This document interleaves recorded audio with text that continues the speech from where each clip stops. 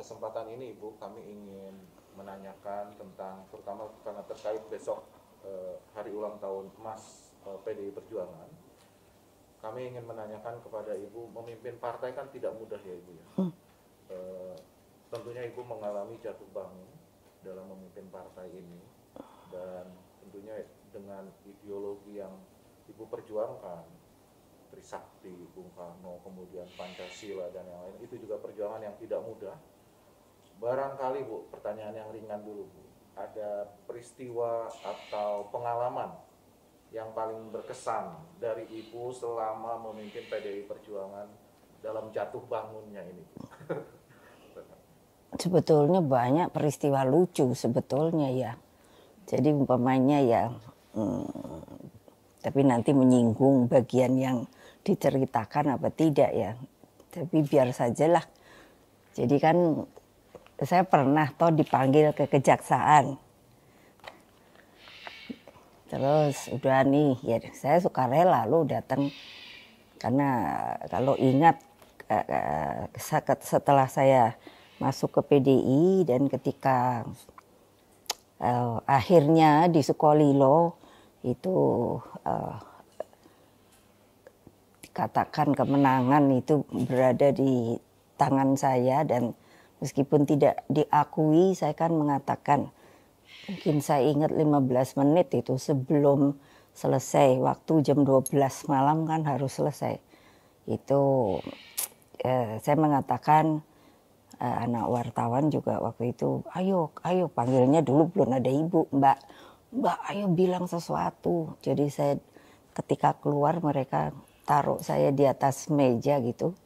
Di situ saya bilang bahwa secara de facto itu saya ketua umum PDI, de jure belum. Nah, waktu itu saya dapat suara, kalau enggak salah coba nanti di-recheck, 231, terus abstain berapa, lalu yang istilahnya pemerintah atau Suryadi berapa kan. Itu. Nah, itulah sebenarnya yang saya juga sangat berkesan. Waktu itu saya enggak tahu didorong oleh apa ya, karena anak-anak itu sepertinya kumpul di kamar saya seperti putus asa. Jadi saya pikir, aduh ini mesti ada jalan. Jadi kok saya ingatnya de facto gitu. Nah itu yang pertama. Yang kedua yang ini saya bilang nanti jangan ada yang tersinggung. Ketika yang saya dipanggil ke kejaksaan, lalu selama 8 jam saya diperiksa dari pagi jam 8. Ketika jam 8 malam ya saya tanya sama yang menanyakan, seingat saya ada 6 orang atau begitu. Saya bilang, sebetulnya apalagi sih yang mau ditanyakan kepada saya, karena saya ini kan seorang ibu. Saya bilang, toh kalau memang saya mau ditangkap, ya ditangkap saja, tapi BAP-nya saya enggak mau kalau saya dibilang komunis. Saya Soekarnois, saya teken. Terus mereka, oh tidak, panggilnya sudah Ibu. Oh tidak Bu. Nanti sebentar lagi Ibu akan kami pulangkan. Oh saya enggak mau. Nanti saya dipikirnya tersangka gitu. Tapi yang maksud saya cerita ini ada cerita lucu. Itu kan pertanyaannya sebenarnya hanya 1 lembar beginilah kurang lebih. Tapi bolak balik mungkin untuk memancing saya bahwa ini konsisten apa tidak. Tapi yang lalu saya tidak tahan adalah suatu ketika pertanyaannya ada begini, saudari, ada yang panggil saudari gitu. Saudari, kami dengar mendapatkan bantuan begitu. Bantuan apa? Saya tanya begitu. Uang.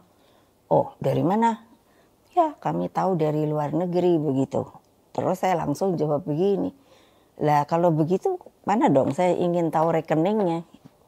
Lalu saya bilang, masa saya akan menerima dan mereka mengirimnya uang tunai. Tapi ini saya sudah mulai maksudnya apa ya, kesel juga gitu maksudnya. ini pertanyaan nggak jelas gitu loh. Ya dong, kan logikanya mestinya begitu saja. Ini rekening kamu ada masuk uang segini, enggak ada. Dah.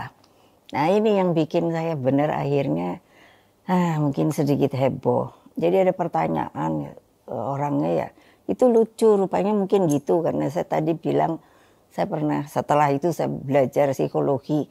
Jadi mereka itu ternyata di senario kan itu ada yang sepertinya lembut, terus ada yang sepertinya untuk nembak itu orangnya kayak keren gitu ya, ingatnya saya.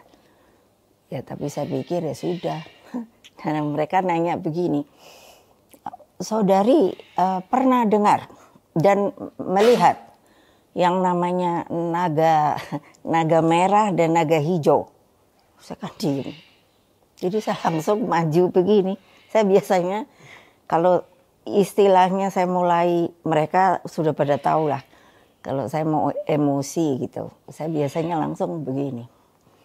Saya menanya dulu sama bapak-bapak, ibu-ibu. Bapak ibu sendiri pernah lihat naga belum? Saya gitu kan.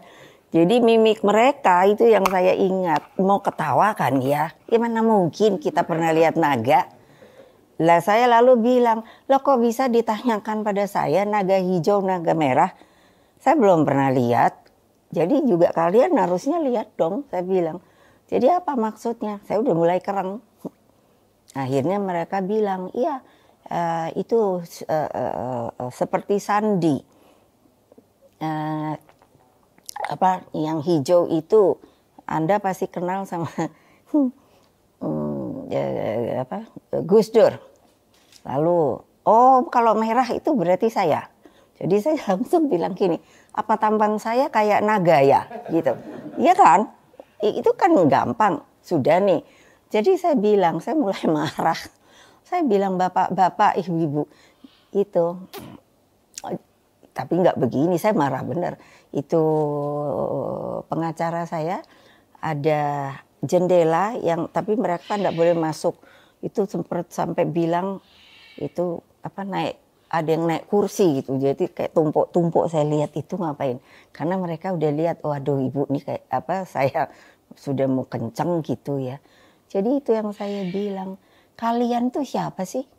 Kok saya ditanya, memangnya saya kalau kenal sama yang namanya Gus Dur kenapa? Kalian mau anggap kami berdua nih pengkhianat negara? Mulai begitu saya ngomong. Mulai naik. Iya, tolong dong. Makanya langsung saya bilang BAP tadi. Jadi jangan begitu. Mereka tuh pahlawan. Loh, saya aja namanya Soekarno Putri. Tahu nggak Bung Karno tuh siapa gitu? Kalian, yang ini, tahu kalau nggak ada bapaknya Gus Dur, kakeknya Bung Karno, kalianlah yang di tempat saya. Saya sering terbawa oleh emosi kalau jadi bapak saya itu kan sebetulnya mother of tongue-nya itu Jawa lalu Belanda. Jangan bilang Indonesianya baik ya, bahasa Indonesia. Jadi saya sampai ingat banget, kalian itu di Verhoor tahu ndak sama penjajah. Mereka kan kaget gitu. Terus apa? Oh saya bilang ini memang direncanakan dari masuklah seseorang dan saya lihat mungkin tuh pangkatnya lebih tinggi, lalu ngasihin kertas gitu kan. Ya saya diam aja. Itu yang saya bilang sambil nunggu itu. Ya kalau memang saya mau ditangkap, sini PAP-nya deh. Tapi jangan saya dibilang komunis loh, saya bukan komunis. Saya adalah Soekarnois. Nah gitu loh. Nah yang lucunya ada lagi keterusannya kan. Jadi waktu saya setelah presiden, yang ingat saya presiden. Jadi suatu ketika hari Adiaksa ya. Iya kan. Jadi kan biasa di ruang tunggu. Saya kan panggil Pak Jaksa Agung. Kan ini kursi saya bilang Pak deket sini gitu. Saya mau nanya, dia waktu deket gitu juga siap Bu gitu duduk.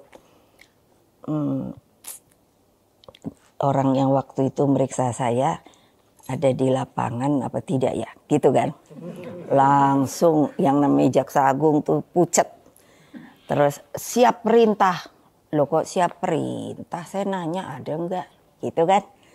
Siap, ada. Ya sudah, saya bilang. Tapi di dalam hati saya, rasanya, dapat hadiah apa? Hore, nanti kamu harus hormat saya. Iya dong, saya kan Presiden Republik Indonesia. Itu yang menurut saya paling banyak sebetulnya yang lucu-lucu dalam keadaan seperti begitu. Tapi kalau nanti kepanjangan kan ini banget. Nah tetapi ya dari sisi itu yang ingin saya katakan sebenarnya itu membuat saya dari cakrawala berpikir saya bahwa ini negara harus diurus itu dengan dengan sebesar-besarnya yang namanya pengalaman hidup harus ada. Lalu juga tidak bisa kalau hanya berada di artinya laporan saja di menunggu laporan, duduk di meja tidak mungkin, karena juga yang seharusnya terjadi sebuah pembelajaran yang menjadi pertanyaan saya ketika saya mesti mulai berpikir waktu disuruh masuk partai gitu kan. Saya tuh sampai mikir begini. Sebetulnya kenapa sih yang namanya waktu itu ada yang namanya desoekarnoisasi. Dan itu sangat efektif pada waktu itu loh. Saya tuh mikir sebenarnya kenapa ya, kan gitu. Nah ini kan tidak sampai membuat orang ya sepertinya tanda kutip mengalami rasa ketakutan loh. Terus saya pikir kok bapak saya rasanya orang baik gitu ya. Nah kalau seperti ini tolong jangan subjektif. Ibu kalau ngomong gitu tentu saja Bung Karno bapak saya. Loh itu banyak dulu saya dibilang begitu.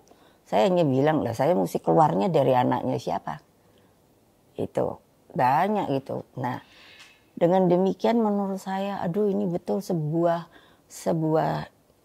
destruksi ya, destruktif dari kebangsaan kita sendiri gitu menurut saya. Nah makanya kalau saya kok ditanya kenapa sih kok ikut ininya Bung Karno, bukan saya ikut-ikutan, saya belajar, saya putar otak saya.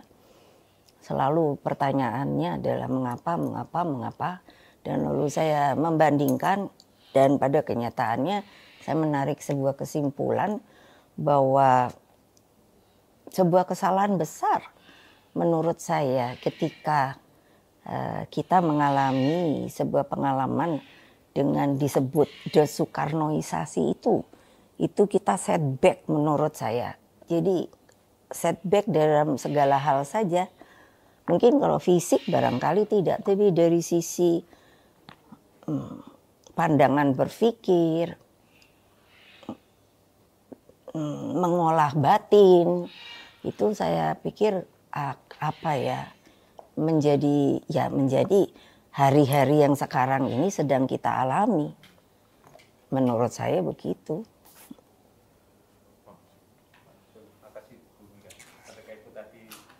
Tentang Sekolilo, kebetulan mingguan itu kan saya kebetulan membuka arsip di Kompas, arsip foto, dan di Kompas itu ada foto ibu waktu bicara tentang bahwa saya ketua umum PDI itu waktu itu setelah pakai megafon itu ya, apa? pakai seperti pengeras suara, ada fotonya itu sangat bersejarah menurut saya foto itu. Oh iyalah. Waktu itu ada di kamar ibu di asrama di Sekolilo, itu ada di fotonya di Kompas. Kebetulan saya juga. Nah, ketika saya melihat foto itu dan saya melihat perkembangan PDI sampai sekarang, ini kan PDI termasuk menjulang di partai yang 5 kali pemilu reformasi, PDI 3 kali memenangkannya. Lalu banyak kepala daerah, pemimpin juga hadir atau dilakukan oleh dari PDIP gitu. Nah, pertanyaan saya ketika dalam perjalanan itu kira-kira apa sih Bu resep Ibu memimpin partai yang bisa sampai seperti ini, bisa besar, memberikan banyak pemimpin, lalu bisa menangkan pemilu seperti itu? Ya karena aim itu apa yo? Tujuan. Jadi kayaknya kan saya tuh nggak ngoyo ya. Artinya mungkin bukan mau menyombongkan diri dari hidup, artinya dari saya lahir itu saja disebut sudah anak presiden. Itu ada loh pengumumannya. Saya tidak tahu ya. Saya simpen di mana, coba Santi cari gitu. Jadi iklan dulu itu kan rupanya pakai iklan. Saya dapat dari siapa lupa. Nah itu coba tanya lagi gitu. Oh pengumuman loh, kan dulu presiden aja paduka yang mulia gitu. Dengan mengucapkan rasa gembira apa begitu. Paduka yang mulia Presiden Republik Indonesia.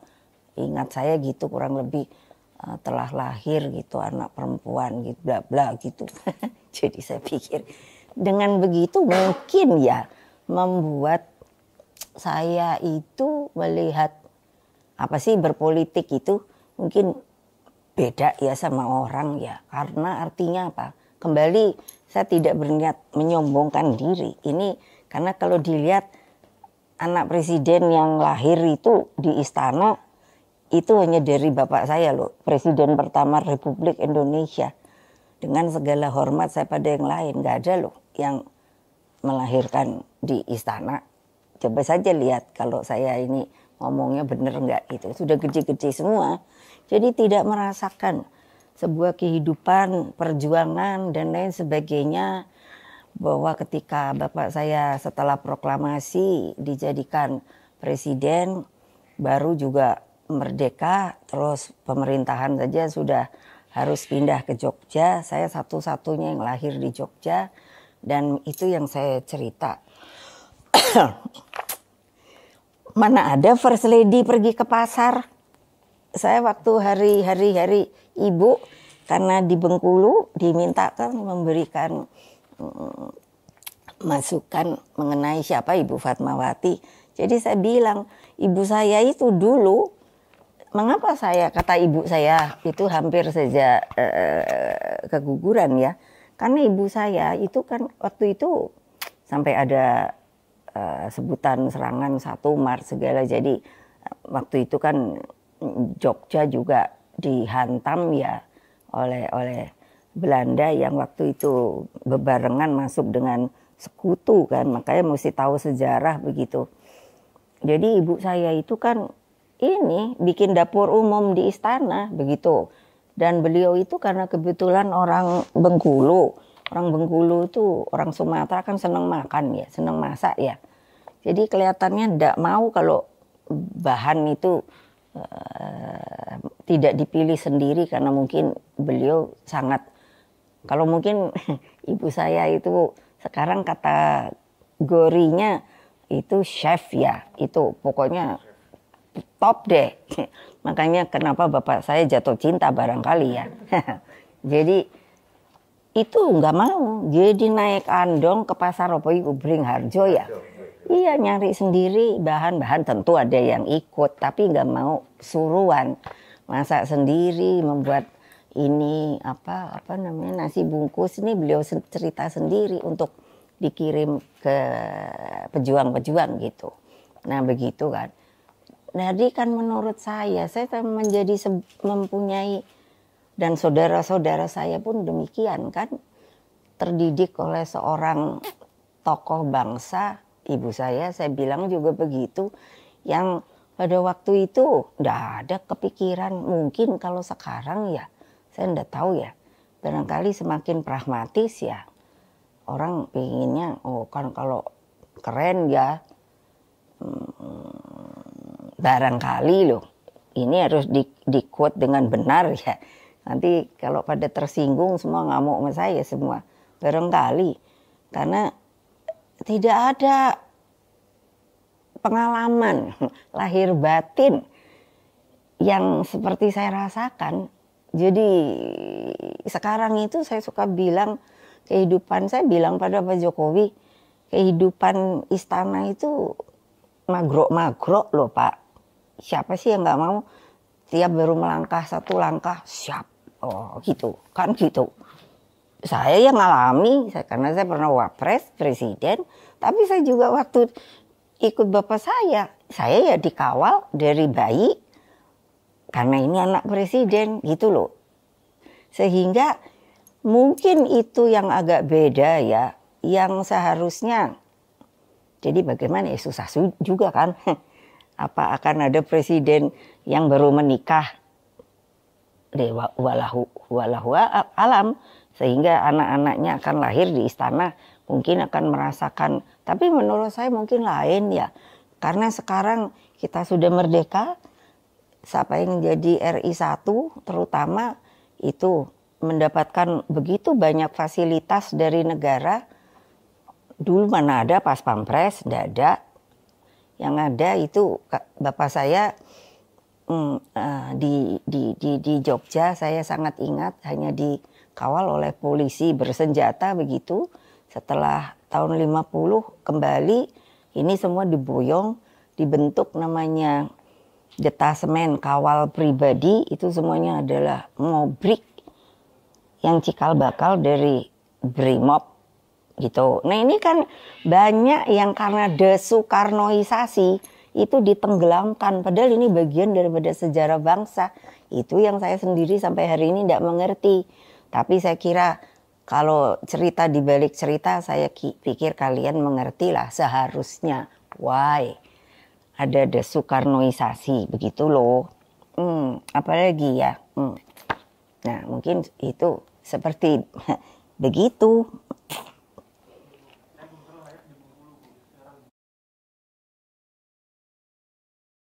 Saya minta dengan sangat, karena ini masalah kebangsaan. Untuk generasi muda, saya bilang pada Pak Jokowi, apa sih generasi muda di sekarang disebut apa? Why apa waktu itu milenial? Ngerti nggak sih dia datangnya dari mana menjadi yang namanya warga negara Indonesia? Saya kalau ngomong sama Pak Jokowi udah seperti adik kakak aja. Karena saya bilang, iya ini kan harusnya ditimba. Kalian mau kemana? Hanya ada presiden, saya bilang itu aja yang diperlukan, yang sepertinya diperguncingkan terus. Saya bilang no, ini kan harus meneruskan bangsa ini. Tapi kan kalau anak mudanya tidak dibuka dari sejarah A sampai Z, ini kan nggak ada. Begitu loh. Nah, kenapa sih yang namanya seorang Bung Karno hanya capnya yang saya akhirnya toh juga ini Pak Basara boleh nanti nerangkan, akhirnya toh dapat di anulir yang namanya TAP itu ya, tapi kan kok nggak ada koran yang masukkan bahwa di situ TAP MPR tahun berapa? 33 tahun 67. Nah, itu nggak ada. Maksud saya gini, sejarah itu saya bilang pada mereka, historia, kumpulan para sejarawan, sejarah itu adalah hidup masa lalu. Jadi kamu mesti nulis yang benar, nggak bisa disimpang siurkan, saya bilang.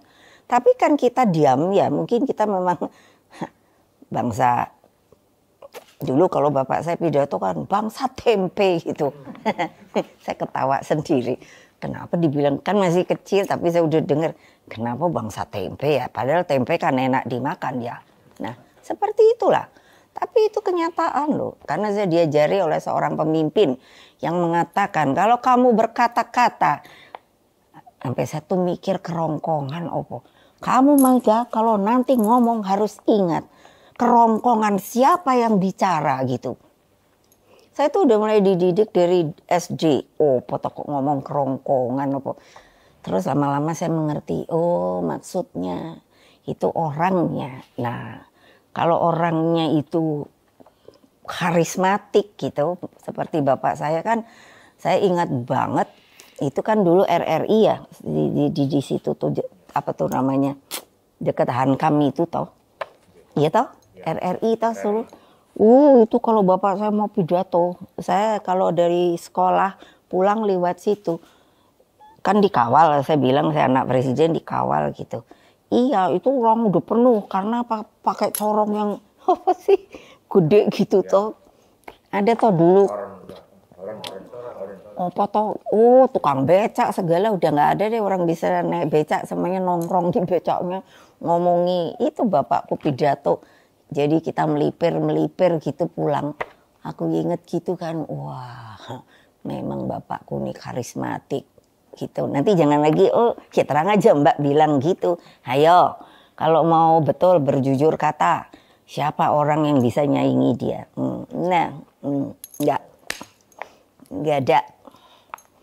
Dari ngomongnya orang, beliau ngomong di mana itu Kongres kan sampai standing ovation. Coba menurut saya orang terjajah ya, aku pikir ditepokin orang barat gitu, wah rasanya saya seneng banget gitu. Itu kan membangun senyawa kita gitu loh. Lah iya, jadi punya fighting spirit gitu. Nah kalau ditanya kenapa sih caranya ibu, resepnya apa bangun PDI dan lain sebagainya, karena yang ikut saya tuh tahu bahwa ibu ini bertanggung jawab, nggak akan melarikan diri dia gitu. Waktu Sukolilo, di Sukolilo pada nanya kan, karena saya tahu senarionya itu mau apa gitu. Waktu itu, karena apa, anak-anak kecil-kecil itu yang ikut saya, kamar saya toksek, ada foto saya juga lagi ada di tempat tidur, karena praktis saya boleh dibilang tidak bisa tidur. Kamar saya itu tempat pertemuan, mereka datang dan lain sebagainya. Jadi mereka hanya satu tanya sama saya, Mbak, kalau ada kejadian apa-apa, Mbak mau duluan pergi apa enggak? Saya sama kalian. Waktu itu Pak Bimantoro, mungkin tahu, boleh diwawancara dalam bagian ini, datang bawa opo itu namanya ya, polisi yang mobil polisi tutup itu opo namanya, saya suka gitu kalau sama kendaraan. Belum ada kok ya, ini Barakuda opo ya, takon wae lah. Minta saya untuk mau dibawa. Saya bilang, loh Mas, saya panggil beliau Mas. Terus kalau saya ini anak-anak ini bagaimana? Saya bilang, aduh Mbak, gitu katanya. Saya tahu kok rencana kalian, saya langsung bilang begitu. Senarionya saya tahu, makanya saya tinggal di sini. Udah Mas, anak pergi yo. Cuman tolong aja ya, saya bilang, jangan polisi itu ikut-ikut loh. Tahu sebenarnya apa yang mau terjadi. Nah, jadi anak-anak kecil-kecil itu yang mungkin sekarang udah pada tua-tua, sahabat tua sama saya. Apa? Mereka itu saya suruh begini. Kan itu gedung Sukolilo tahu toh? Umpamanya kalau ingat kan gedung-gedung gitu ya. Nanti kan ada daerah opo tempatnya di situ. Di situ tuh setiap itu ada apa namanya? Sospol zaman dulu tuh apa namanya? Asospol apa ya tiap itu. Jadi di tiap gedung itu. Tapi itu kan pinter banget mereka. Mereka itu mata dan kuping saya. Jadi dia bilang, Mbak, rupanya di gedung kita itu asospolnya itu ya ada loh Mbak, sama ini Intel gitu. Oh gitu, ya udah menang baik gitu. Pokoknya udah tahu gitu. Udah nih. Jadi tiap kali kan mereka kasih laporan. Jadi saya kelihatannya di kamar aja gitu. Jadi suatu ketika, Mbak, itu kenapa sih kita lihat di bagian lapangan itu kok ada bensin sama anduk itu loh, anduk apa sih namanya? Ada tuh anduk. Enggak apa dulu anduk itu. Ada anduk putih gitu loh. Apa itu loh? Apa ya, saya ingat tapi lupa nama. Terus aku bilang gini, apa kita mau dibakar ya Mbak? Saya kan selalu menenangkan. Lah ngopo kok kita mau dibakar kayak sate, aku bilang. Wes ngene wae lah, jupuken nanduke. Saya suka bahasa Jawa ya. Jupuken nanduke, bensinnya itu kamu ini buang iku apa dituang itu ke rumput. Nah, yang jirigen itu ditaruh di jirigen. Jirigennya mbok kowe golek ono tempat di yang nggak akan ketemu orang. Gitu ya, Mbak. Gitu wae kok susah amat gitu aku bilang. Padahal di sini saya ya sebetulnya udah kedat-kedut gitu. Loh lah iya loh. Akhirnya udah terus ketika menunggu jam 12 itu toh setelah saya ini kembali lagi jadinya. Itu apa namanya? Saya langsung bilang, "Masuk kamar semua. Kunci kamar. Tidak ada siapapun yang ngetok boleh dibuka. Kamu udah siap-siap seluruhnya. Nanti tunggu sampai jam 12. Kalau jam 12 saya nggak ngasih arahan, kamu tetap tinggal. Kalau nanti gaya pemimpin toh, iya dong. Kalau nanti setelah jam 12 nggak ada apa-apa. Nah begitu ayam berkokok, siapa yang bisa paling dulu keluar? Keluar apa? Boleh, aku bilang pulang kamu semua. Gitu loh pertanyaan saya. Boleh sombong kalau ini saya. Ada nggak pemimpin kayak gituan? Saya mau nanya, tolong sebut. Itu tanya kalau nggak percaya boleh. Masih ada Komar, Sopo, Rahmat, si Brengoski, Rudi, banyak yang ini. Yang masih kalau cerita sekarang guyon-guyon ketawa-ketawa. Kalau dulu nggak ada mbak gitu, koyo apa kene ya kocar kacir gue bilang. Untung gue tahan. Saya kalau ngomong udah lu gue udah Jawa. Pokoknya hayo aja. Betul. Belum lagi kalau dipikir orang irian itu maunya bunuh orang aja kan. Teriak-teriak di kamarku aku menang deh. Udah teriak aja kamu semuanya apa maunya pokoknya panggil apa doh. Iya di kamar saya gitu. Nah yang lucu suatu ketika udah jadi keterusan. Nah ini nggak tahu mau dimasukin apa nggak seizin saya kayaknya nggak perlu deh. Jadi udah bener kan tadinya udah mau kaos gitu mau dibikin kaos. Ya akibat saya sudah perintahkan pada masuk ke dalam ada intel dia itu selalu ngikuti saya tahu anak muda kesian deh. Jadi kamar saya namanya Siri depan tuh intel. Jadi kalau mau mandi saya buka dulu kamar duluan siapa. Nanti kadang-kadang saya keluar bukanya tahu-tahu dia buka pintu. Kadang-kadang saya ngintip sengaja dia udah keluar kepalanya saya buka pintu. Ya tapi kalem ya selamat pagi Pak gitu. Saya bawa ember, bayangin mandi pakai ember. Karena airnya di itu Sukolilo keruh.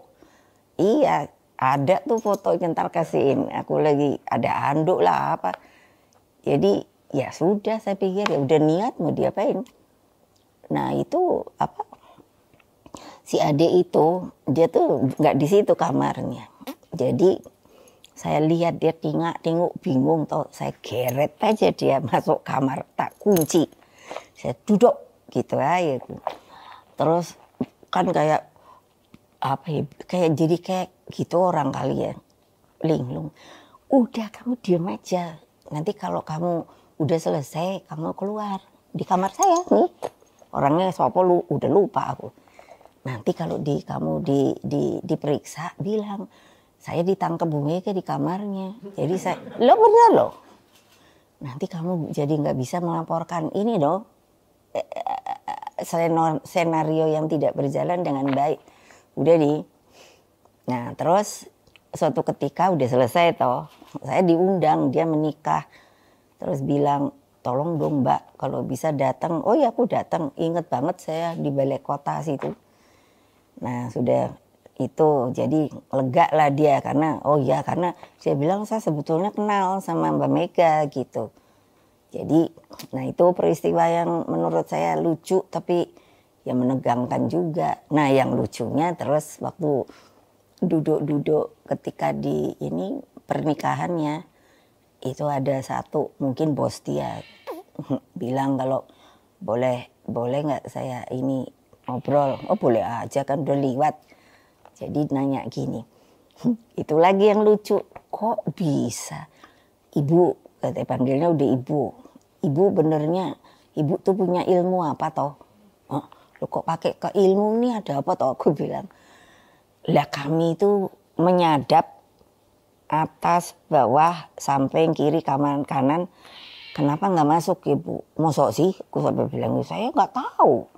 Kok pakai ilmu? Iya lu Bu, ampuh banget. Saya sendiri jadi dalam batin keren dong gua. Orang saya nggak tahu dia sampai gitu, serius banget. Nah itulah hal-hal yang saya alami. Jadi kalau ditanya apa sih resepnya lahir batin, nah, mesti bonding yang namanya sama rakyat, bukan hanya mempergunakan namanya, itu buktinya. Saya nggak tinggalkan mereka, tatak aja saya. Lah iya, kalau sekarang kan banyak kan, aduh udahlah. Yo apalagi. Sebagai tokoh bangsa yang sudah lama memimpin PDIP dan seorang negarawan, cita-cita dan harapan ibu yang masih ingin diperjuangkan baik untuk partai maupun untuk bangsa ini apa?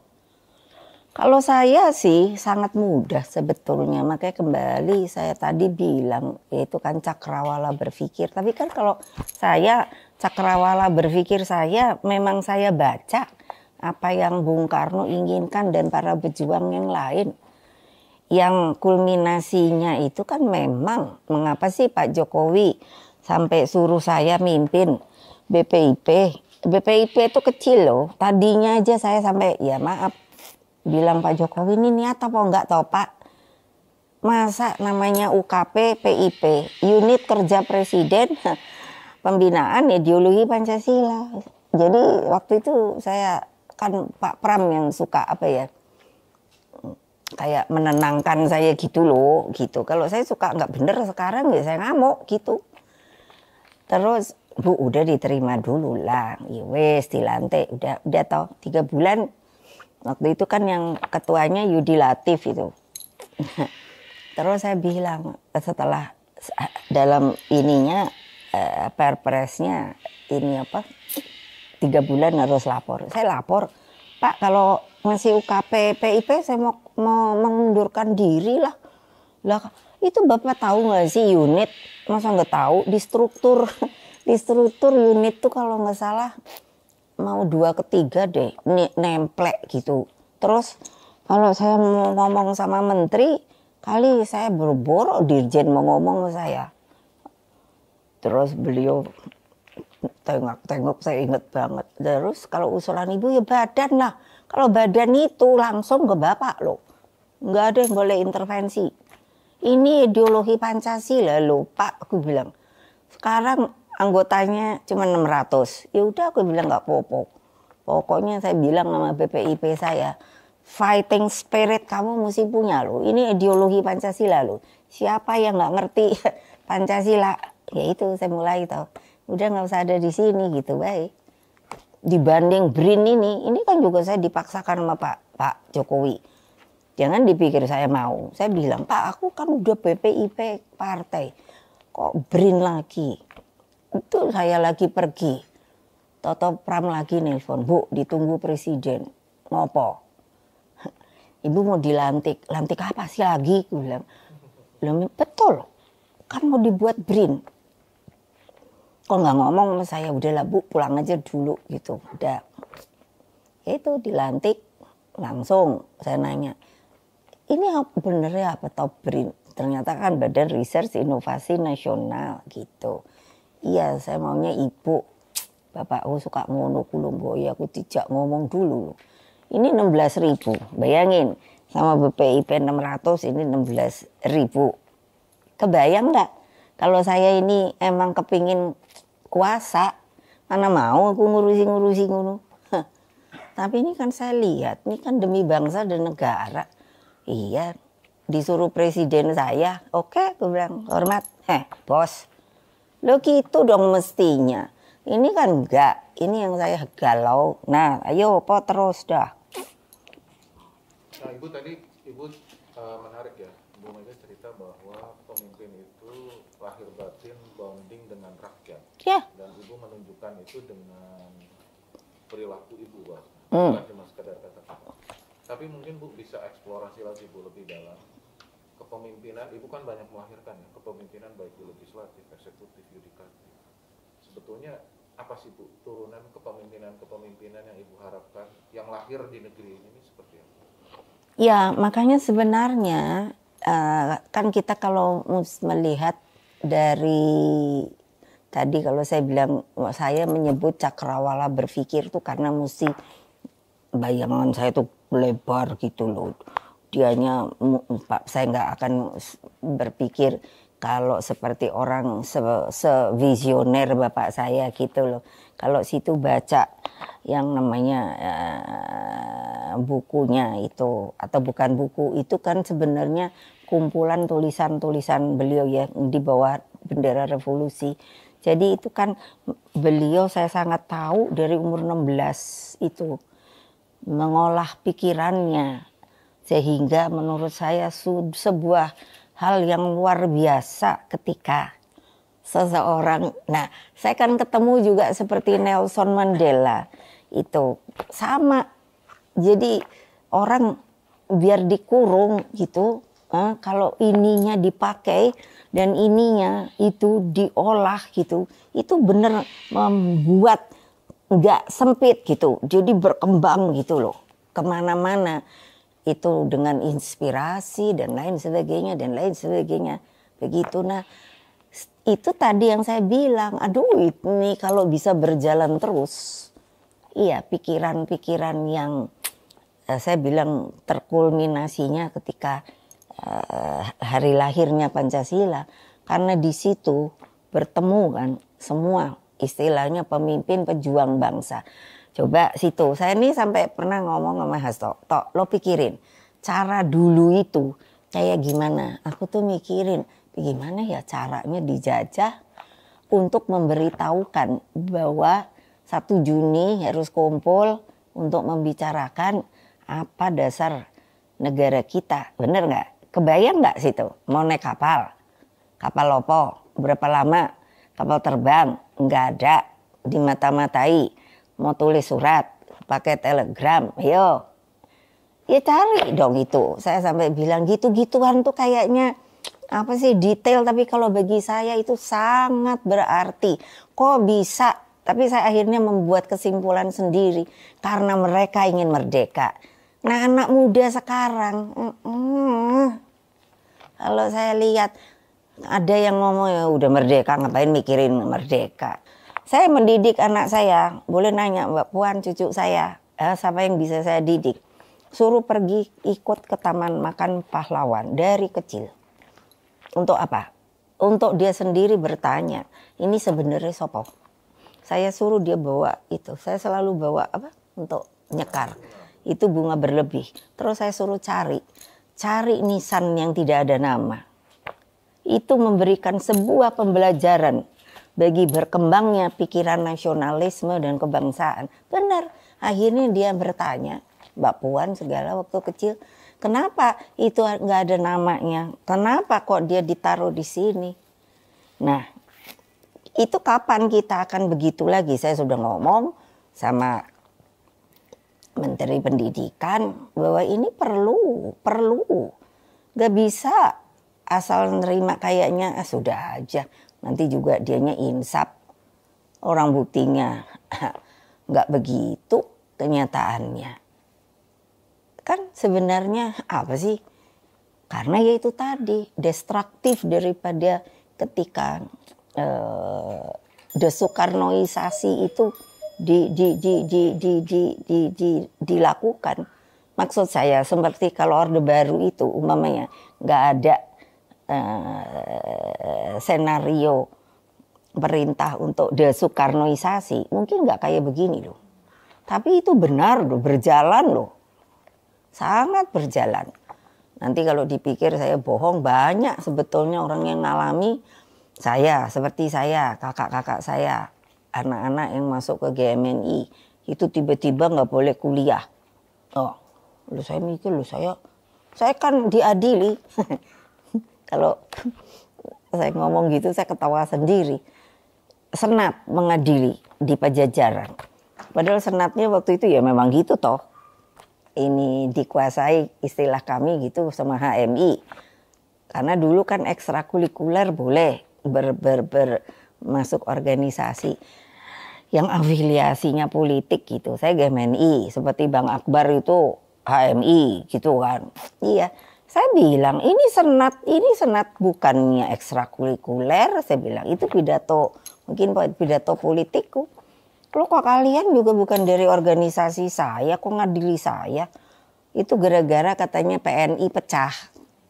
Itu apa? Fighting spirit yang sekarang nggak ada loh. Nggak ada dalam artian gini loh, ini anak-anak saya kan sering saya omelin. Kamu mau hidup lebih baik silahkan lah. Saya nggak pernah bilang kamu enggak loh hidupmu masih miskin ya, nggak ada loh. Gitu loh. Hei, kok susah amat ya sekarang. Kalau menyuruh kayak gitu tuh loh. Udah begitu urusannya. Tadi pagi saya dikasih tahu yang urusan ini apa sih pertemuan apa ikut yang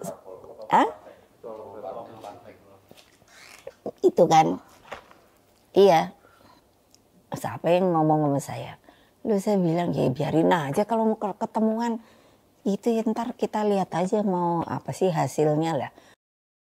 Terus kita yang dikucilkan karena kita setuju, nggak ditanya kenapa sih setuju enggaknya, tahu-tahu begitu ya itu kan politik praktis. Padahal itu kan urusannya konstitusi, Mahkamah Konstitusi gitu loh.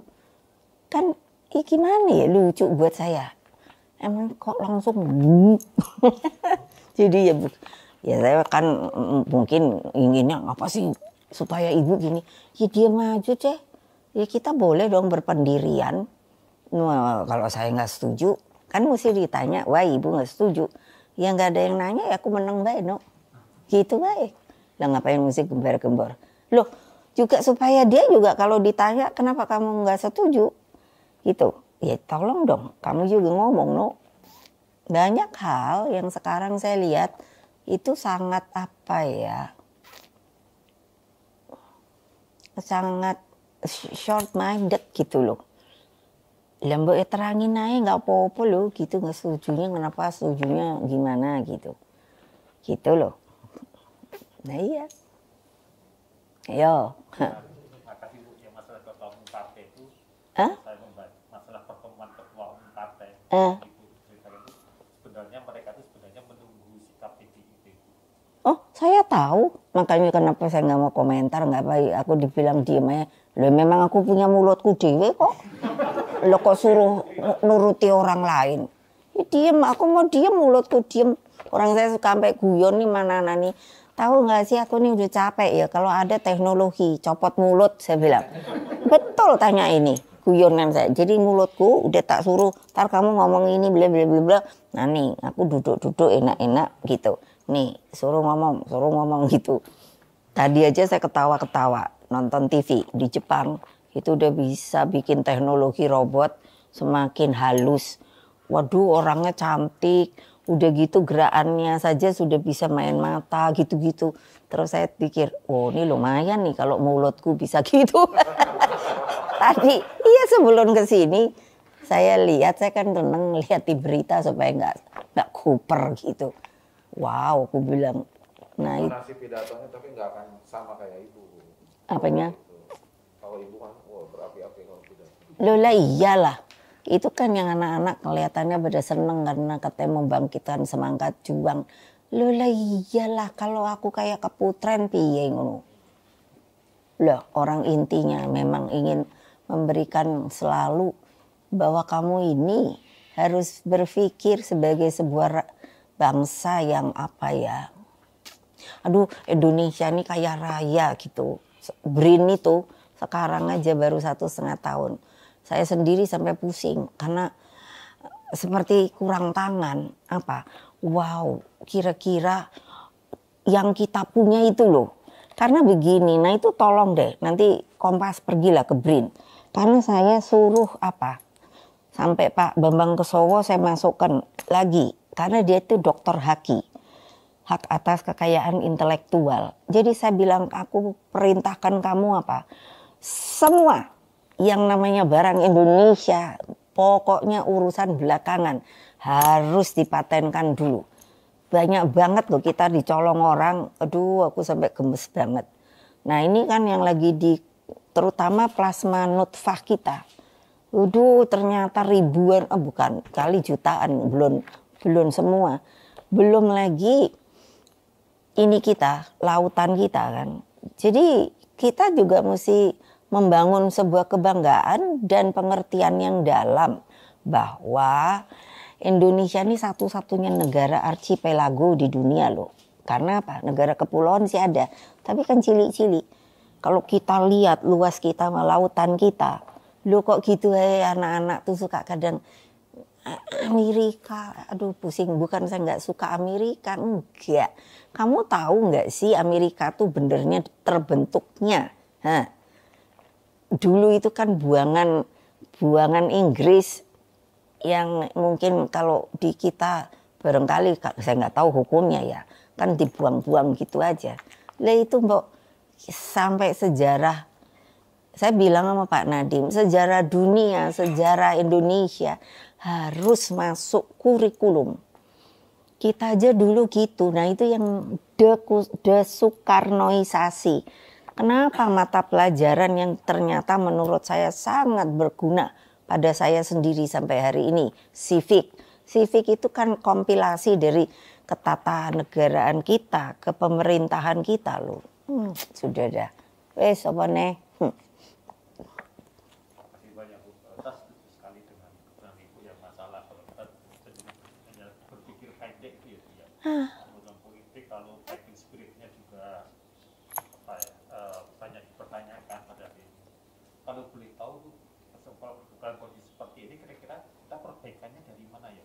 Selain dari misalnya dari pelajaran sejarah atau ada hal yang lain? Ya tentu kalau dari sisi apa ya faktualnya dan fisiknya itu memang harus begitu, harus diajarkan kembali Pancasila, itu isinya apa saja, lalu yaitu tadi yang saya bilang.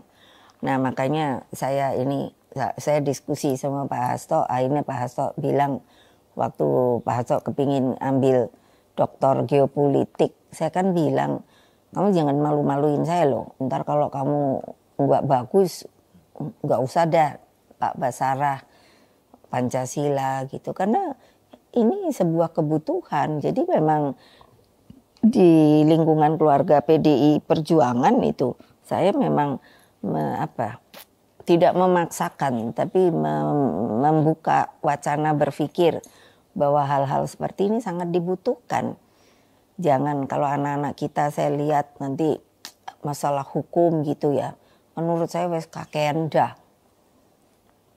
Iya, terus seperti masalah ekonomi gitu. Lalu pernahkah ada, saya enggak tahu, disertasi yang mengambil ekonomi kerakyatan atau ekonomi Indonesia kayak opo begitu kan. Toh pasti bukan berarti tidak boleh ya. Itu membuka cakrawala berpikir yang saya bilang. Semua cucu-cucu saya ingin sekolah keluar, saya izinkan. Tapi saya bilang pada mereka, kamu tidak boleh lupa akarmu dari mana loh. Kamu adalah orang Indonesia yang beda sama orang asing loh. Dan negara kita pernah dijajah sekian lama, itu sampai saya pikir kok kayak jadi nikmat ya orang Indonesia dijajah katanya 3,5 tahun. Dari persoalan 3,5 tahunnya saja saya suka menanyakan, benarkah yang sebutan 3,5 tahun tuh kok kayaknya enggak juga ya? Apa terhitung dari di sini entah bukan dijajah ya apa ya? Mungkin didominasi begitu. Mungkin dari tahun segini terus ini dihitung terus masuk 3,5 tahun, ya itu ahli sejarah ya gitu loh. Jadi ya memang Yang sekarang itu sering tidak terjadi adalah konsistensi sama fokus. Nah, seperti contoh waktu tahun piro itu rakor ya, yang aku meminta untuk mengamandemen 1 kali saja, yaitu supaya MPR itu menjadi tertinggi. 2020 pernah, 2016 pernah. Ya itu waktu apa ya? Kalau 2020 kan setelah ada keputusan kongres kelima, terus kita rakernas pertama kan bulan Januari. Tapi sebelumnya 2016 kita juga sudah mengawali. 2016 itu tema rakernas tentang pola pembangunan semesta berencana. Nah itu kan karena apa? Karena saya melihat kan dulu waktu zaman Orde Baru kan memang benar sentralisasi. Makanya begitu bisa terjadi reformasi, itu kan jadi ada bagian yang menurut saya itu euforia gitu. Jadi saya bilang saja sama Mas Dur, Mas bener reformasi ku poto, saya ngarep di reformasi ku poto Mas, hati-hati loh saya bilang gitu sama beliau. Ya nanging kan Mbak wis dituruti baik kan, kalau saya sama dia banyak kan Jawa gitu. Loh, turuti ntar kebablasan loh. Nah bener tau, saya juga bertanggung jawab lah kami fraksi. Tapi ingat dong kedodoran, kita kan habis diserang 27 Juli waktu itu. Terus kan mulai bergulir untuk sampai pada tingkat reformasi. Nah reformasi itu kan maksudnya itu yang saya pikir. Jadi ya inilah ceritanya sampai sekarang ini yang sangat saya waktu terjadi begitu tapi tidak bisa saya tahan, yaitu ketika MPR itu diturunkan sekarang tuh sama. Karena menurut saya kan apapun juga beda sudah. Itu Majelis Permusyawaratan Rakyat, yang di sini itu DPR. Kalau dulu kan utusan daerah, terus fraksi ABRI. Nah itu sekarang golongan, nah sekarang DPD dan DPR. Lah kalau untuk teknis saja MPR ini akan bersidang, kan kayaknya jadi susah banget loh. Iya dong, nunggu dulu toh DPR DPD ini. Nah itu waktu itu saya minta untuk begitu. Langsung semua mengatakan nanti akan seperti membuka kotak Pandora lah. Saya sampai mikir, kok pikirannya aneh-aneh. Orang jelas saya bilang 1 kali amandemen hanya menaikkan kembali yang namanya MPR menjadi tertinggi. Kenapa? Karena sudah pada kenyataannya ketatanegaraan kita itu ya begitu, dan itu menurut saya saya pikir dari kesejarahan kita gotong royong dengan nini mama dan segala apa kan ada itu. Sumatera Barat aja yang begitu aja masih dengan nini mama lah segala. Jadi kan itu memang tempat kita kumpul gitu loh. Lah kalau sekarang, nah sebagai sebuah ini wacana ya, kan ada keinginan DPD untuk setara sama DPR. Saya sampai bilang sama Pak Jokowi, kono presiden, engkau kan enak loh, aku bilang, loh kok enak tuh gimana toh Bu? Kan lagi kita sering suka bahas. Iya kalau ini begini, nanti nungguin supaya kedua ini tuh institusi ini klop itu. Lah ya dong pemerintah kan diem toh. Meneng we, mau APBN, apa piye? Ini gerejekan dulu gitu. Kan tidak mungkin toh pemerintah membuat ini perundingan antara DPR dulu, DPD dulu, walah soyo panjang deh. Loh, ini kayak begini kenyataan yang sekarang sedang terjadi. Nah, otonomi daerah itu waktu saya wapres, dijalankannya. Waktu itu kan Pak Rias Rasid sebagai ini ya katakan apa ini motornya gitu. Nah, ya jadi saya waktu itu kan di sidang kabinet diminta sama Gus Dur ketika udah diketok. Umpama ini sebagai contoh-contoh soal di dalam tata pemerintahan loh, maksud saya nih saya ngomong gini. Itu kok menurut saya ya ini bagaimana cara berpikirnya. Otonomi daerah itu kan untuk katanya dulu daerah itu tidak mendapatkan kewenangan karena sentralisasi. Nah ini seperti disebut desentralisasi. Tapi kan bukan kewenangan penuh.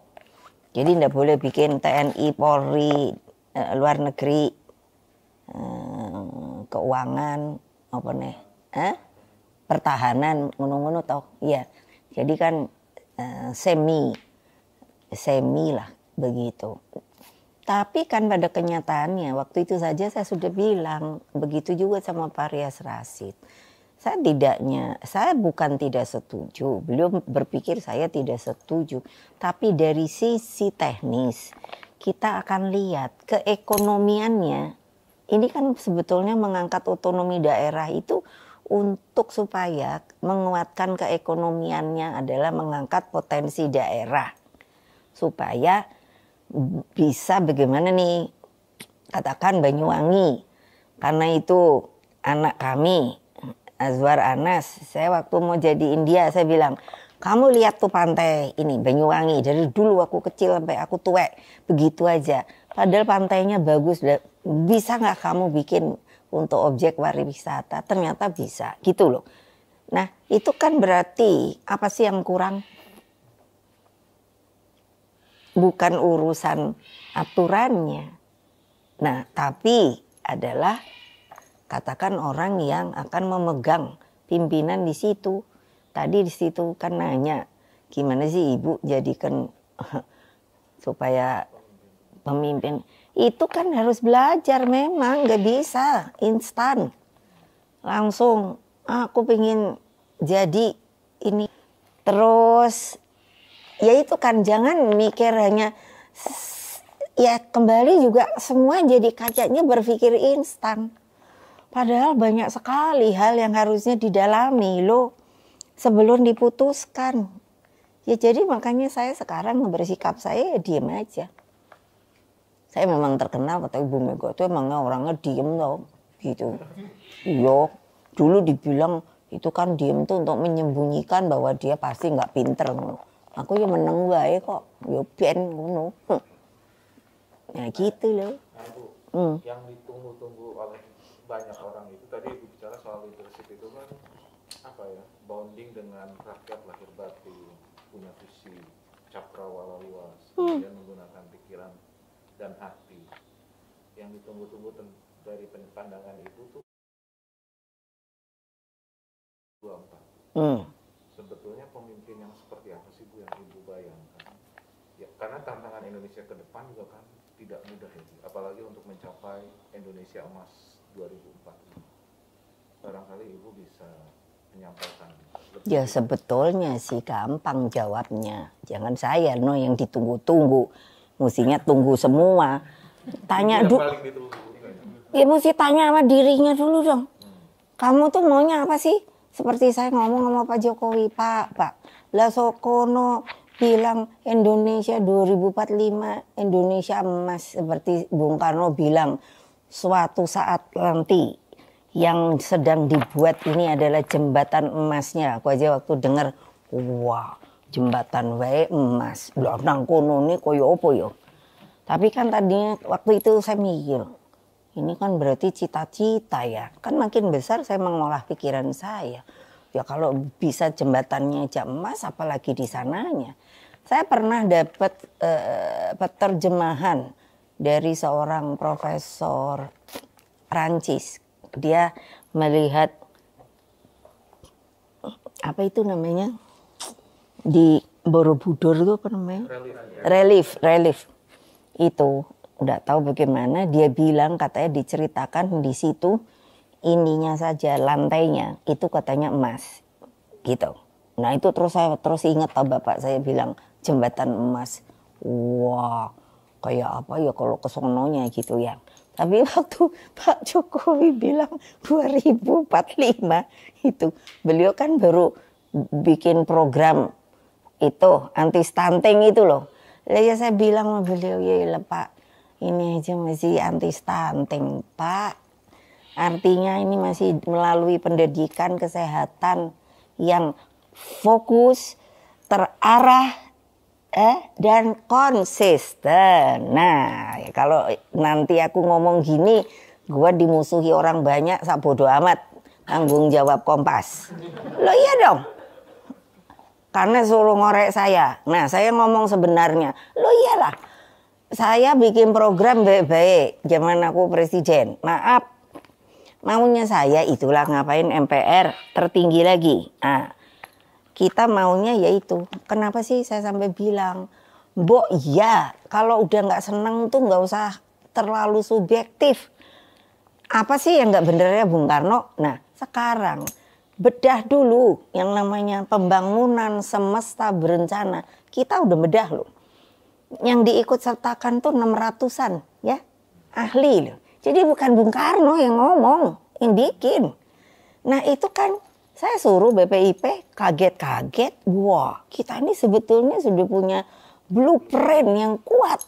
Lah dibiarin aja. Dibiarin aja. Ya kamu ya mestinya juga berpikir dong. Maaf saya jadi mulai kamu dah. Kalau ini kenapa?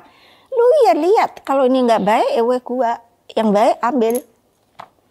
Tiongkok bisa, saya kalau ngomong Tiongkok, ntar kapan-kapan dibilang Ibu Mega tuh emang komunis banget, nah, ngono. Dia nggak tahu orang yang ngomong itu bahwa yang diambil Tiongkok itu ajarannya Bung Karno loh. Saya ketemu siapa aja dari Jiang Zemin, Deng Xiaoping, katanya bapak reformasi China, Xi Jinping selalu bilang.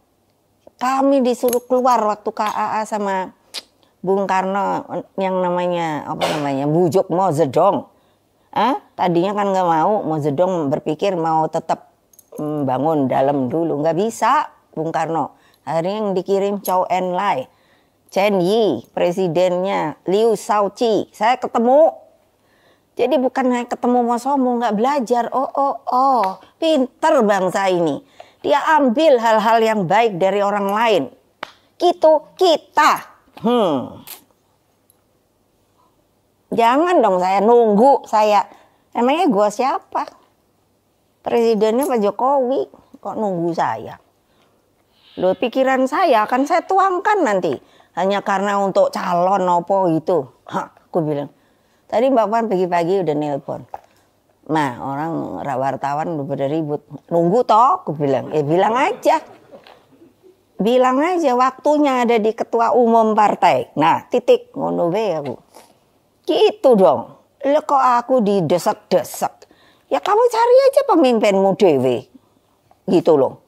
Ngapain? Apa nggak bikin saya jengkel? Kalau kayak gini kan suara saya naik. Lu iya dong. Gimana sih? Kan berarti nggak punya pendirian. Lo gagah. Kemudian Ibu pengalamannya paling lengkap memimpin partai politik, wakil presiden, kemudian dengan Anggota DPR. Itu paling lengkap. Kira-kira ada pesan Bu untuk bangsa Indonesia ini, bagaimana dia harus melangkah sekarang dan ke depannya, kira-kira dengan sejarah Ibu yang cukup panjang, pengalaman yang cukup lengkap, kira-kira mungkin ada apa yang ingin Ibu sampaikan kepada bangsa Indonesia untuk kita mengisi hari-hari ini dan ke depan yang memang juga penuh dengan banyak tantangan, dan sekarang meskipun mungkin masih banyak hal-hal yang harus diperbaiki, tapi apa yang harus kita lakukan ke depan untuk bangsa? Sebetulnya itu bukan harus diomongkan oleh saya saja. Sudah banyak orang pinter. Cuman pertanyaan saya adalah segitu banyak orang pintar itu, nah ini seperti contoh di BRIN. Itu bayangkan orangnya pintar-pintar. Kalau untuk ngomong udah dah. Untung aja aku banyak punya gelar ya. Aku sendiri kan kaget. 2 profesor, 9 doktor. Ini masih nunggu 5 lagi. Aku aja kaget. Aku pikir gue nggak sekolahan. Tiba-tiba gue bluk gitu. Tapi kan untung aku nanya. Dapat dari Pak Hairul Tanjung. Award dari CNBC. Keren, gue bilang, gak salah gitu. Tapi kan saya nggak pernah. Saya panggil dulu Pak Hairul. Saya nanya, Pak Hairul, benernya ini saya nggak mau ya kalau istilahnya mau di begini. Sebetulnya kalau saya dapat itu kenapa ya? Kan saya memang karena masih pandemi nggak bisa hadir. Loh Bu, katanya, kami ini hanya perwakilan. Ini dari headquarters. Lah ya, tapi kenapa? Mereka itu katanya ini ya, pengamat juga ekonomi politik ya. Jadi justru mereka itu bertanya pada saya, Ibu Mega itu kalau di kami, maksudnya di kalangan luar, itu sangat terkenal. Kaget toh saya, oh namaku kok terkenal. Loh, karena yang namanya bisa menyelesaikan krisis. Waktu saya wapres, sampai presiden toh, itu. Dan totally itu selesai karena apa? Bisa menyelesaikan juga pembayaran dari IMF. Itu. Oh itu alasannya. Oh kalau gitu ya terima kasih. Saya bilang, karena iya mereka sendiri heran. Kenapa orang Indonesianya sendiri kayak nggak ada tuh yang mengitukan begitu. Ya mana saya tahu, aku bilang. 300 ribuan loh waktu itu kredit macet, coba bayangkan. Nah waktu kami kebetulan tim ekonomi saya kan dibilang orang katanya itu cukup kuat, Pak Jatun sama Pak Budiono. Jadi ya saya bilang itu kan, nah ini cara berpikir ya. Ini kan yang sebetulnya gimana ya, saya kok susah ya ngomongnya karena orang kayak keburu udah kepingin naik panggung aja gitu loh, nggak tahu lah apapun namanya ya. Coba pikir, waktu itu saya pikirkan saya di rapat kabinet 300 ribuan kredit macet dari yang top apa namanya kalau dibilang dulu Taipan gitu. Oh sampai tengah-tengah, sampai saya bilang kerocok 50 juta 100 juta, saya bilang nggak salah nih. Terus bang sampai saya panggil Pak Burhanuddin, nggak akan pernah lupa saya. Untuk kami bilang, Pak maaf ya, BI itu independen, tapi kalau untuk ini karena krisis saya nggak mau terpisah, mesti masuk tim saya untuk selalu bukannya apa, tapi kita bisa karena uang juga ngalir dari bank-bank. Ada bank 4 toh yang saya merger, yang sekarang katanya Mandiri itu sekarang jadi top, itu kan saya bukannya kembali mau nyombongkan diri, tapi ini loh cara berpikir untuk ke depan itu bagaimana, why, must be what, apa entah ya. Nah saya tanya sama ahli-ahli hukum, saya waktu itu kan udah pada pusing itu kabinetku, bagaimana nih. Saya bilang nggak salah ini ya tabnya, ada tab toh. Jadi saya panggil ahli-ahli hukum, saya hanya bilang gini, tolong ngasih saya sama saya presiden. Ini mematikan, saya bilang. Kita mau bikin solusi tapi bikin problem lebih besar. Bayangkan ini apapun juga orang-orang pelaku ekonomi Indonesia loh, saya bilang. Mereka nggak salah loh, menurut saya. Kenapa? Karena mereka nggak melakukan korupsi atau apa, tapi mereka waktu jatuh tempo harus segera membayar. Tapi waktu itu dolar antara 3-5 ribu itu menjadi 18.000. Siapa yang bisa bayar? Saya bilang sama ahli-ahli hukum ini, ahli-ahli hukum tata negara entah apa. Saya hanya mau gini, kalau TAP ini tidak saya langgar, tapi saya Apa saya bilangnya, rubah sedikit saja. Jadi ibu maunya apa? Kalau orang ini semua kan diharuskan dipilotkan, lalu konsekuensi logisnya karena belum tentu bisa bayar utang masih masuk penjara. Situ saya nanya Pak Yusril, Menteri Kumham. Iya dong, zaman saya Pak Yusril karena saya waktu itu perlu beliau sebagai ahli tata negara kan. Saya nanya, itu kalau udah digedok penjara kita cukup apa enggak? Langsung angkat tangan, enggak cukup Bu gitu. Langsung Pak Jatun Budiono, uangnya enggak ada Bu. Loh kok uangnya enggak ada Mas? Saya panggil dia Mas. Ya masa segitu orang kan mesti dikasih makan.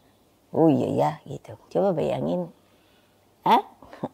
Makanya kadang saya suka mikir, orang nih emang maaf dah, orang Indonesia karena mungkin dijajah 3,5 tahun, sekarang ini emang lagi senengnya ngomong gitu.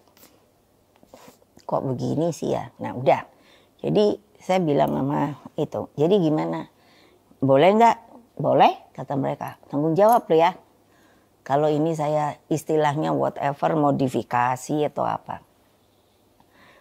Jadi saya bikinnya apa? Kan langsung ada, kalau ada yang ngikuti, yaitu release and discharge. Jadi nggak ada masalah hukum. Jadi saya rembuk sama mereka bahwa lo bisa bantu pemerintah apa? Dengan kalau ini saya spread yang namanya ini untuk bayar utang. Dan spreadingnya itu coba kamu ngitung sama ini, itu BI sama tim keuangan saya. Jangan main-main loh, saya bilang gitu. Ya umpamanya Suta itu ya mestinya bayar setahun gitu. Oke lah kalau gini mungkin 2 tahun. Alasannya gitu kan. Ya dengan cara gini negosiasi. Nah lalu juga ya kamu juga mesti nolong pemerintah dong. Pemerintah kan perlu duit. Makanya apa barang yang bisa kamu kasihkan ke pemerintah gitu loh. Nah itu kan berjalan. Kenapa saya memutuskan itu, makanya saya bilang presiden tuh harus gagah, mesti berani tanggung resiko. Makanya saya nanya dulu, karena gue juga gak mau masuk penjara gara-gara katanya melanggar TAP gitu loh. Jadi kenapa? Bukan sebenarnya itu yang saya omongkan. Saya nanya-nanya di belakang layar sama pengusaha-pengusaha gini-gini. Saya hitung-hitung, gila no, kalau ini saya lakukan, rakyat saya yang di PHK tuh berapa? Yang buruh harian itu berapa? Saya hitung-hitung itu yang gajian-gajian katakan 5-6 juta. Kalau yang PHK, bukan PHK, buruh harian yang kebon-kebon atau apa segala, antara 10 sampai 15. Aku kan bilang, ini mau dikasih makan apa coba ini. Aku juga mikir nih sopo ya dulu yang bikin TAP ini. Gile aku bilang. Nah buktinya hidup semua. Nah bisa nangkap nggak maksudnya? Pemimpin kayak apa sih yang bisa kita harapkan terus-menerus gitu, jangan ngoceh aja. Lo berani tanggung jawab. Saya pasang badan, ya dong. Kalau ibu menyalahi TAP gitu, ble gitu terus untuk itu maka ibu kan banyak kan gitu suka maksudnya persoalannya diselesaikan dulu. Tapi kalau udah orangnya dianggap menyalahi gitu-gitu, ininya nggak dikembaliin kan nggak bisa toh. Ayo Suta, coba lo mikir dah. Enak aja. Kadang-kadang lah sekarang gitu. Sekarang lihat aja deh. Ya, kamu juga boleh dong. Kamu kan rakyat. Lihat aja yang aku sampai mikir. Gile orang zaman sekarang nih. Katanya gue bisa jadi presiden gitu. Gue bisa jadi presiden. Ya cari aja dah sana. Yang ngomong kayak gitu sopo wae. Aku sih diam aja. sampai melongo aku. Wah, nggak salah, itu aja. Aku, loh itu kan hak dia. Nggak mau saya berkomentar. Ya tapi kamu lihat aja lah. Jangan saya disudutkan. Oh, nunggu ibu akan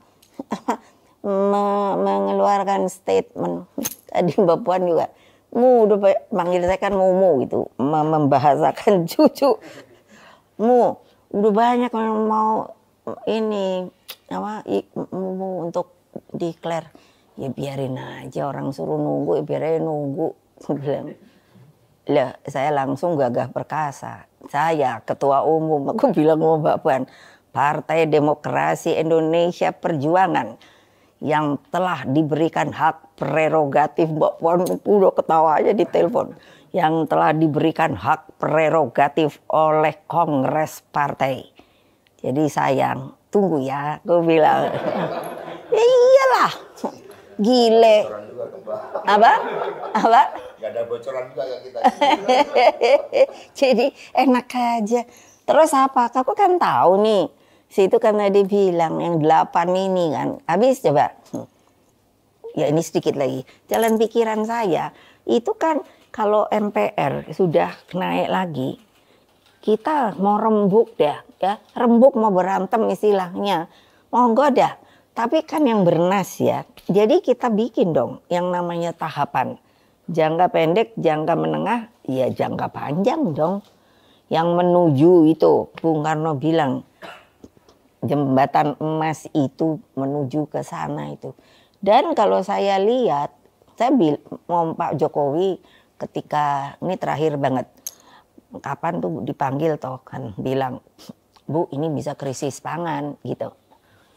Ya aku sih udah tahu dari dulu kok, aku bilang, makanya PDI 3 tahunan ya, aku udah kasih instruksi suruh nanam-nanam. Maret 2020 Bu. Nah iya betul, suruh tanah-tanah yang idle apa gitu, tanamlah segala bahan makanan. Jadi jangan bergantung pada beras saja. Waktu itu belum jadi BRIN saya. Nah maksud saya bilang Pak Jokowi, Pak, kalau urusan kita kelaparan, insya Allah enggak deh Pak. Saya dari kecil dibilang sama Bung Karno, negara kita ini zambrut di Katulistiwa. Aku mana ngerti zambrut wopo. Nah baru setelah saya mulai pinter buka ensiklopedi itu bener-bener batu mahal, ijo gitu kan. Bayangkan untean, jadi banyak gitu. Jadi saya bisa bayangkan kekayaannya, wah apa yang saya kalau dulu jadi presiden atau wapres, saya suruh protokol saya itu kalau mau ada tamu, apalagi tamu asing, jangan ngomong apa yang Indonesia punya. Saya suruh bilangnya apa yang Indonesia tidak punya, karena saya akan jawab dengan penuh kebanggaan. Iya, what do you want? Iya, saya akan bilang ini ada, ini ada, ini ada. Nah yang melempem kan bangsanya sendiri gitu loh. Kenapa nggak mau kerja keras? Nah, mengapa tidak kreatif? Itu hanya. Tapi anak-anak muda sekarang saya mulai punya harapan. Udah kelihatan kreativitasnya gitu. Dari UMKM-nya. Tapi kan ini harus dipandu dan dipantau. Supaya persaingannya itu semakin baik, persaingan sehat ya. Nah itu. Jadi kan dengan begitu itu yang sebetulnya kita harus dorong. Bahwa siapapun nanti pemimpinnya itu. Dia nggak mungkin kalau nggak ngerti. Tidak punya wawasan yang saya bilang cakrawala berpikir itu. Pasti kalau mamanya maaf ya kali jadi. Akhirnya nanti bisa nggak jadi sendiri deh, karena dia tidak punya pegangan bahwa dia tahu sebagai lentera gitu, sebagai pemimpin masa depan tuh begini geopolitiknya. Nah menurut saya kembali harusnya mendalami yang namanya apa yang telah diomongkan oleh Bung Karno itu.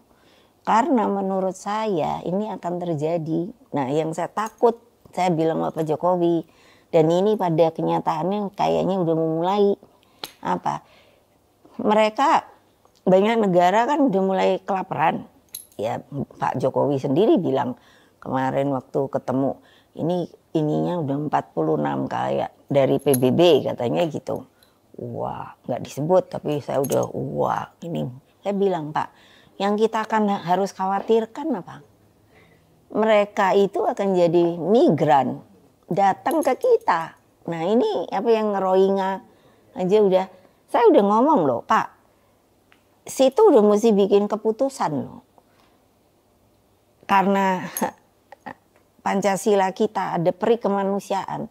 Pertanyaan saya nih mau dibiarin tinggal di sini atau transit? Nah itu saya bilang pemimpin mesti punya resiko loh. Kalau saya, no. Silakan pulang ke negara situ. Atau ya siapa yang mau mengisi. Seperti New York aja. Ayo. Kan sekarang itu saya lihat di TV. Apa namanya itu? Migrannya itu kan udah apalagi ini musim dingin ya. Apa? Nah itu. Ayo hati-hati loh. Jangan mikir bahwa terbalik gitu. Saya bilang kalau apalagi dengan ada BRIN ini makanya saya gempur terus BRIN. Alhamdulillah lah insya Allah. Iya terutama dari masalah pangan itu. Sebenarnya jangan bertitik tolak pada beras ya. Ya semua yang bisa dimakan saya bilang. Kita mobilisasi. Yang penting rakyat tidak kelaparan. Dan teknologi sudah ada. Contoh porang. Hilirnya udah jadi sekarang mie, apa neku beras. Ya gitulah. Oke, thank you.